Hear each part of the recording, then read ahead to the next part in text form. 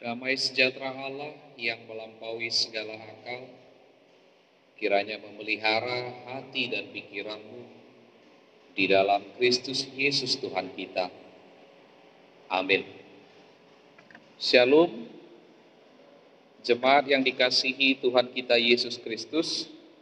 Firman Tuhan untuk kita pada hari ini di Minggu Trinitatis tertulis dalam kitab Mazmur pasal 8, dimulai dari ayat yang pertama sampai dengan ayat yang ke-10.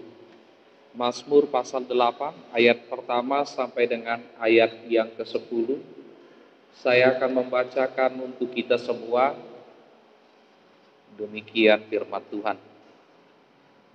Untuk pemimpin biduan menurut lagu Gitit Mazmur Daud. Ya Tuhan, Tuhan kami, betapa mulianya namamu di seluruh bumi. Keagunganmu yang mengatasi langit dinyanyikan. Dari mulut bayi-bayi dan anak-anak yang menyusu, telah kau letakkan dasar kekuatan karena lawanmu, untuk membungkamkan musuh dan pendendam. Jika aku melihat langitmu, buatan jarimu, bulan dan bintang-bintang yang kau tempatkan, apakah manusia sehingga engkau mengingatnya? Apakah anak manusia sehingga engkau mengindahkannya? Namun engkau telah membuatnya hampir sama seperti Allah dan telah memahkotainya dengan kemuliaan dan hormat. Engkau membuat dia berkuasa atas buatan tanganmu. Segala-galanya telah kau letakkan di bawah kakinya. Kambing domba dan lembu sapi sekalian, juga binatang-binatang di padang, burung-burung di udara, dan ikan-ikan di laut, dan apa yang melintasi arus lautan. Ya Tuhan, Tuhan kami, betapa mulianya namamu di seluruh bumi. Demikian pembacaan firman Tuhan. Saudara yang dikasihi Tuhan kita Yesus Kristus, tentu kita sering mendengar perkataan yang diungkapkan oleh Rasul Paulus, sehati sepikir. Sehati sepikir tidak hanya diungkapkan oleh Rasul Paulus, di dalam kehidupan kita ini adalah sebuah cita-cita dan impian kita, baik itu di dalam keluarga, baik itu di masyarakat, baik itu di tempat kita bekerja, tempat kita kuliah, dan dimanapun kita berada, termasuk di gereja. Karena tidak ada satu orang pun yang bercita-cita untuk selalu hidup dalam keributan. Di dalam keluarga pun demikian. Tidak ada seorang suami yang bercita-cita supaya rumah tangga kami setiap hari selalu bertengkar. Kehidupan pertemanan juga demikian, yang berpacaran juga demikian, gereja juga demikian. Tidak ada satupun yang bercita-cita, hari ini saya pengen berantem, besok juga harus berantem, besok lagi berantem lagi. Pokoknya hidup harus selalu berantem. Tidak ada yang demikian. Semua menginginkan kesatuan di dalam kata sehati sepikir. Dan ini juga diungkapkan oleh Tuhan Yesus di dalam Yohanes pasal 17 ayat 21, dikatakan, supaya mereka semua menjadi satu, sama seperti engkau ya Bapa di dalam aku, dan aku di dalam engkau, agar mereka juga di dalam kita, supaya dunia percaya bahwa engkaulah yang telah mengutus aku. Tuhan Yesus pun menginginkan sebuah kesatuan, karena dia sudah menunjukkan bahwa Yesus ada di dalam Bapa, Bapa ada di dalam Yesus. Demikian juga kehidupan kita. Apa makna dari sebuah keluarga yang bahagia? Itu adalah keluarga yang penuh dengan kesehatian dan satu pikiran. Begitu juga bagaimana gereja yang berkualitas.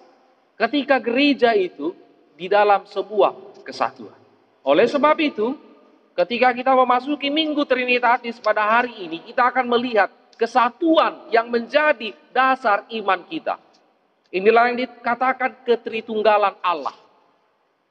3 in 1, 3 dalam 1. Bukan tiga orang, tapi 3 yang adalah satu. Kita mau lihat ketritunggalan ini, Allah Bapa, Allah Anak, dan Allah Roh Kudus. Ini menjadi dasar iman kita.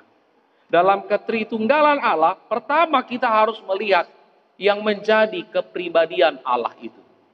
Apa yang menjadi kepribadian Allah? Yang pertama, Dia itu Esa. Dia itu Esa. Tidak ada Allah lain. Hanya satu. Allah itu Esa.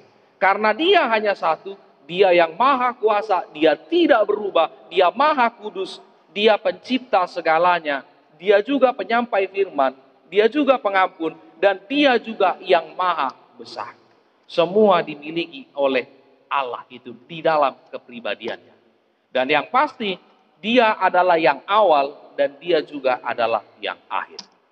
Inilah kepribadian Allah. Dan di dalam kepribadian Allah terdapat ketritunggalan Allah. Kita mau melihat ketritunggalan Allah, ini adalah 3 pribadi. Tapi bukan 3 tubuh. 3 pribadi. Pribadi yang menunjukkan karakter. Karakter atau pribadi yang pertama adalah Allah Bapa. Ketika kita mengatakan saya percaya kepada Allah Bapa, kita tahu bahwa semua ciptaan ini termasuk diri kita diciptakan oleh Allah. Pencipta alam semesta. Dia tidak terlihat. Dia memerintah di atas segalanya. Dan ketika Allah tidak terlihat, Dia mau mendekatkan diri kepada Tuhan. Dia nyatakan dirinya di dalam diri Yesus Kristus. Dan ketika Yesus sudah naik ke surga, orang-orang yang percaya kepada Yesus akan dimateraikan dengan Roh Kudus. Ini materai keselamatan. Ini kepribadian yang pertama. Dan tidak jauh berbeda juga dengan kepribadian yang kedua dalam diri Yesus Kristus. Penyataan Allah Bapa yang mengosongkan dirinya menjadi manusia dan juga dikandung daripada Roh Kudus. Karakter yang sangat kuat terlihat dalam Tuhan kita Yesus Kristus adalah kepribadian yang menyelamatkan, kepribadian yang membebaskan, kepribadian yang mengampuni. Dan Dialah Raja di atas segala raja. Mati, disalibkan, bangkit hari ketiga, naik ke surga, dari sana memerintah di bumi dan di surga. Dan juga mempersiapkan tempat bagi orang-orang yang percaya. Kepribadian yang ketiga adalah Roh Kudus. Roh Kudus adalah penyataan Allah di dalam rohnya.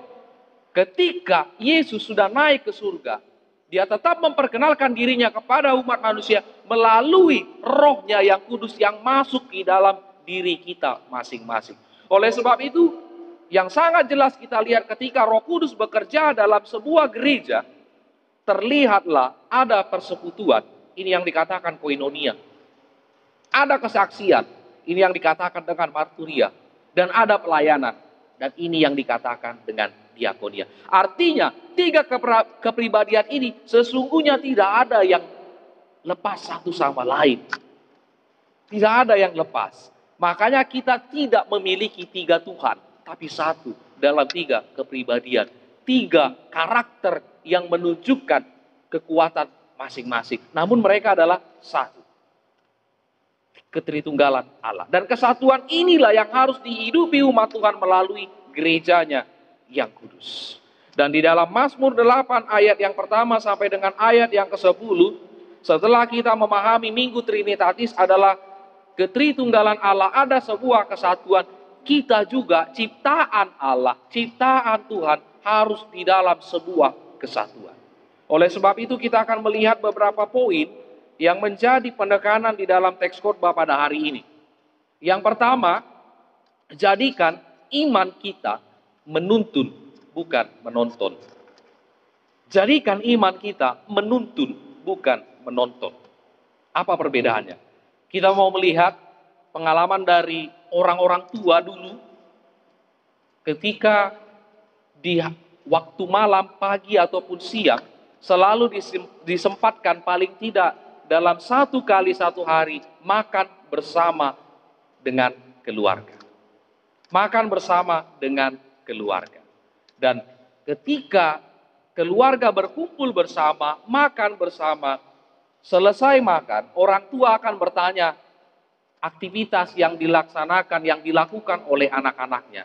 Apa yang kamu lakukan hari ini ya bang? Apa yang kau lakukan hari ini kah? Bagaimana? Ada kesulitan tadi di sekolah? Ada PR-mu? Bagaimana tugasmu selesai? Dan setelah pertanyaan tentang rutinitas keseharian itu ditanyakan, orang tua akan memberikan nasihat. Apakah ada yang masih merasakan hal itu sebelumnya? Ada Ina? Pernah merasakan seperti itu? Kumpul bersama, berikan nasihat? Ya. Tapi kita lihat keadaan sekarang, hal itu sudah mulai terkikis. Kenapa? Kalau kita pernah dengar istilah family time, biasanya family time jarang itu di rumah. Semakin berfamily time, umumnya keluarga akan semakin pergi ke luar. Tingkat kebahagiaan keluarga saat ini adalah ketika mereka makan bersama di luar, bukan di rumah. Tingkat kebahagiaan keluarga sekarang adalah makan masakan orang di luar yang mewah, bukan masakan dari ibu rumah tangga itu. Nah, di sini sudah ada pergeseran yang sangat nyata. Sudah ada yang sangat nyata. Namun kita mau melihat tradisi ini dari yang menuntut orang tua kepada anak sudah mulai bergeser menjadi tradisi menonton. Menonton. Bukan lagi menunjukkan seperti inilah yang harus kau lakukan. Tapi ayo kita ke sana. Kita tonton orang-orang yang mengerjakan hal-hal lain. Bukan di dalam dirinya. Dan pada akhirnya, sekarang kebanyakan orang tua menonton perilaku anak-anaknya. Dan bahkan guru-guru juga sekarang lebih banyak menonton perilaku para muridnya. Bukan lagi menuntun. Karena apa? Sering kita permasalahkan tentang hak azazi manusia. Saya senggol sedikit saja orang tuanya ngadu saya masuk penjara. Oh enggak, saya tidak mau. Ya udah, toh bukan anak saya kok. Hal-hal seperti ini sudah terjadi di dalam dunia pendidikan dan juga di dalam keluarga. Misal, kalau dulu orang tua mungkin tergolong keras dan kasar, biasanya ada bermain fisik. Entah dia dicubit, entah dia dipukul kakinya. Kalau sekarang jangan coba-coba. Tidak satu atau dua kasus lagi anak memenjarakan orang tuanya. Anak memenjarakan orang tuanya. Padahal sebenarnya yang terjadi adalah orang tua memberikan nasihat kepada anaknya. Tapi anaknya bebal. Dan inilah yang sering terjadi ujung-ujungnya tutun malomom minahala batang. Ketika bahasa ini keluar, ini bahasa yang saya tidak tahu arti yang lebih dalam lagi di dalam bahasa Indonesia. Seolah-olah lepas, mau jadi apapun kau ya terserah. Mau ke sana pun kau terserah. Mau ke langit pun kau terserah. Itulah arti tutun malomom.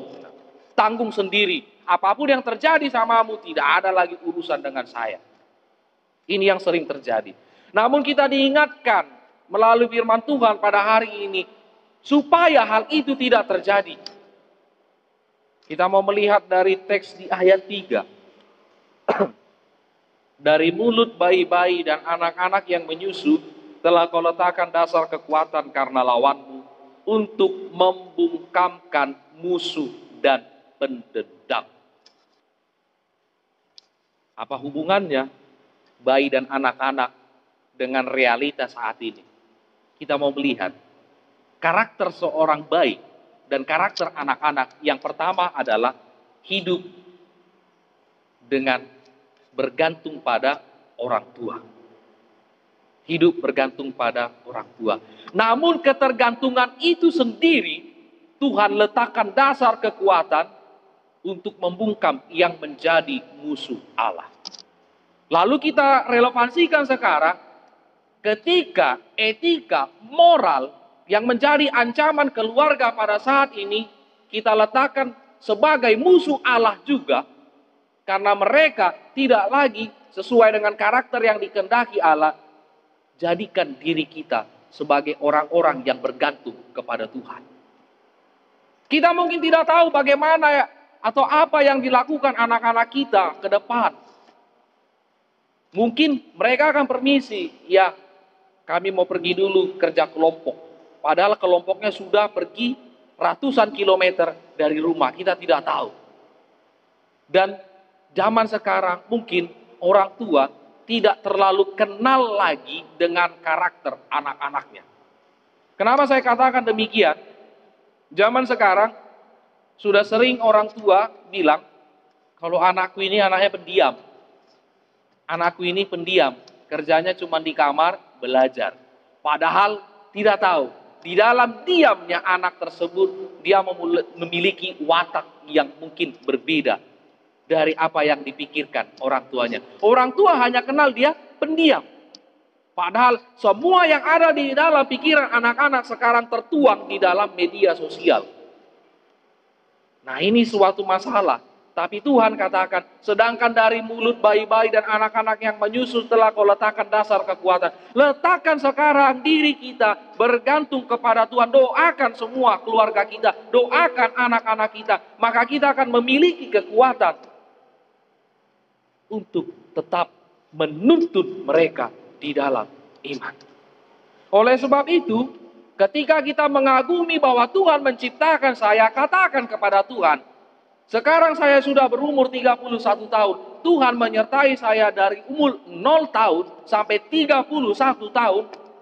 Saya juga yakin untuk 30 tahun ke depan, bahkan sampai ujung hidup saya, Tuhan tetap menyertai saya. Kenapa saya ragu? Sedangkan sudah 30 tahun Tuhan sertai saya, apalagi untuk sampai kepada ujung hidup saya. Maaf, saya mau bertanya kepada Inang. Apakah Inang sudah melewati umur 70 tahun? Inang yang baju hijau? Sudah Inang? Sudah sampai 70 tahun? Sudah? Sudah? Iya. Bayangkan Inang, Tuhan saja sudah menyertai Inang selama 70 tahun. Sudah 70 tahun Tuhan menyertai Inang. Adakah keraguan lagi dari Inang untuk menghadapi sisa hidup Inang? Tidak. Sudah 70 tahun disertai. Apalagi keraguan untuk menghabisi waktu yang akan tiba pada akhirnya. Kalau Tuhan kasih lagi misalnya bonus 70 tahun lagi kepada Inang jadi 140 tahun. Itu tidak akan ada ragu lagi kan. Toh sudah 70 tahun Tuhan sertai saya. Tuhan sudah menciptakan saya. Begitu juga Tuhan sudah memelihara kehidupan saya. Ini iman kita. Dan ini yang kita ajarkan kepada generasi yang lebih muda. Karena apa?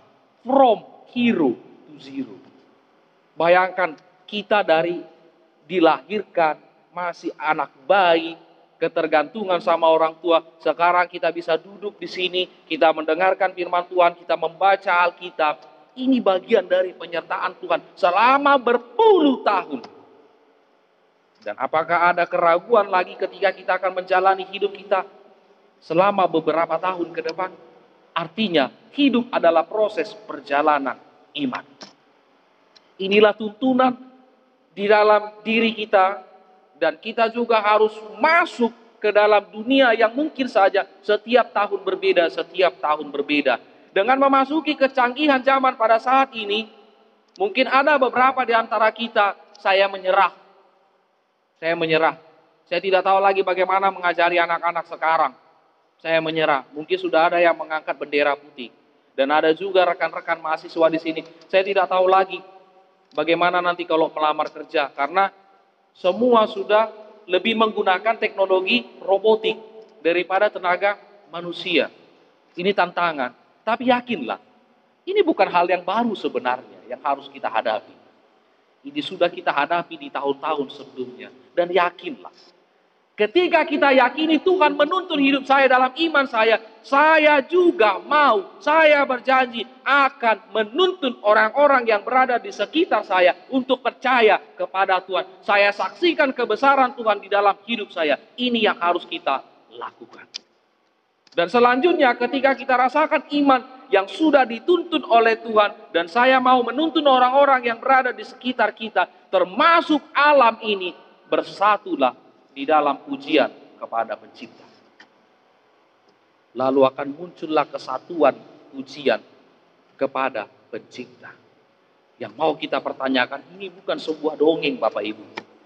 Kalau teks kita mengarahkan kepada kita, seluruh ciptaan Tuhan termasuk tumbuh-tumbuhan, termasuk hewan, termasuk matahari, bulan, bintang, bersama-sama memuji Tuhan. Bukan teks kor yang mau kita kasih kepada tumbuhan. Bukan teks nyanyian yang kita kasih kepada hewan. Bukan. Tapi pujian yang nyata adalah dalam realitas hidup. Ketika ada harmoni. Saya mau melihat. Kita mau sama-sama renungkan Bapak Ibu. Kalau kita melihat sekarang para pelayan dalam musik, paling tidak ini masih dari skop kecil, mereka 4 orang. Mereka 3 orang. 1 pemain keyboard, 2 orang song leader. Tentu mereka memiliki perbedaan. Tapi mereka bisa satu karena adanya sebuah harmoni. Ini pujian. Ketika ada harmoni dalam diri kita kepada alam, back to nature, pasti akan terjadi sebuah pujian. Tetapi sebaliknya, ketika kita memposisikan sebagai musuh dari alam, maka lagu itu akan rusak. Sama seperti gitar, ketika salah satu senar itu tidak pas nadanya, semua akan kacau. Hanya karena satu senar. Hanya karena satu senar. Begitu juga dengan harmonisasi alat, ketika kita menyatu dengan alam, kita pasti tidak akan sanggup melihat alam ini dirusak. Bukan hanya ketika kita berkata, kenapa hari ini panas sekali? Kenapa? Kayaknya tadi panas kok sekarang hujan. Inilah krisis iklim. Kita sudah menghadapi ini karena apa? Ini ulah manusia yang tidak mau menjaga alam. Hal-hal kecil bisa kita lakukan. Bukan harus setiap hari saya menanam pohon, setiap hari saya harus menebang yang rumput-rumput atau yang lain sebagainya. Bukan. Ciptakan diri kita untuk tidak mau merusak alam. Sugesti pikiran kita, alam adalah teman saya. Hewan adalah teman saya, tumbuhan adalah teman saya. Kalaupun saya menguasai mereka, dalam tanda kutip mengkonsumsi mereka, ini hanya dalam tahap kebutuhan. Bukan keinginan. Bukan menjadi sebuah eksploitasi. Secukupnya. Secukupnya. Ketika lebih dari kata cukup, lihat. Semua akan kacau. Ekosistem akan kacau. Ketika kita rakus dengan alam, ujung-ujungnya yang merasa diri kita. Kita mengalami iklim yang sudah tidak baik.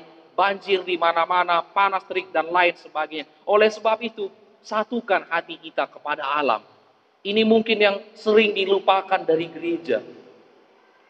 Saya melihat justru banyak orang-orang yang dalam tanda kutip tidak memiliki agama. Mereka jauh lebih mencintai dan menghargai alam daripada orang-orang yang beragama. Kita bisa kasih contoh. Negara Cina yang kita kenal dengan negara yang komunis, mereka justru mengarahkan dirinya untuk menyatu kepada alam. Mereka sangat mencintai alam. Tapi yang menjadi fenomena sekarang justru gereja yang menyatakan dirinya adalah para pengikut Kristus yang hidup di dalam kasih Kristus, tidak peduli dengan alam. Ini menjadi sebuah kritikan kepada gereja dan kepada kita. Baiklah melalui teks firman pada hari ini, menyatulah kepada alam. Kembali ke nature kita. Dan kita akan menyatu di dalam harmoni. Sehingga pujian yang kita sampaikan bersama dengan para ciptaan akan menjadi kemuliaan bagi Tuhan. Amin.